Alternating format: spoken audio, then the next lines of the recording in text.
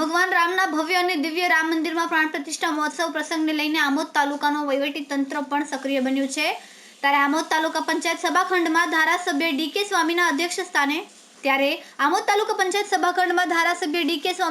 સ્થાને આમોદ તાલુકાના 54 ગામોના સરપંચ તેમજ આગેવાનોની બેઠક મળી હતી, જેમાં Amod police sub inspector Rajendrasinh Aswar, Amod taluka ભાજપના પ્રમુખ વિમલ પટેલ, મહામંત્રી દીપક ચૌહાણ, ડોક્ટર પ્રવીણસિંહ રાहुलજી, આમોદ નગરપાલિકા પ્રમુખ સહિત આમોદ શહેર ભાજપના આગેવાનો તેમજ કાર્યકરો ઉપસ્થિત રહ્યા હતા, જેમાં અયોધ્યાના થનારા ભગવાન રામના પ્રાણ પ્રતિષ્ઠા મહોત્સવ નિમિત્તે આમોદ શહેર સહિત તાલુકાના ગામોમાં પણ ભક્તિમય માહોલમાં વિવિધ ઉત્સવો તેમજ સામૂહિક ધૂન રેલી તેમજ મહાપ્રસાદીનું આયોજન કરવામાં આવ્યું, જે બાબતે કોઈ અનિચ્છનીય બનાવ ન બને તે માટે કોમી અને એખલાસના વાતાવરણમાં મહોત્સવ સંપન્ન થાય તે હેતુથી આમોદ પોલીસ સબ ઇન્સ્પેક્ટર દ્વારા બેઠક બોલાવવામાં આવી હતી।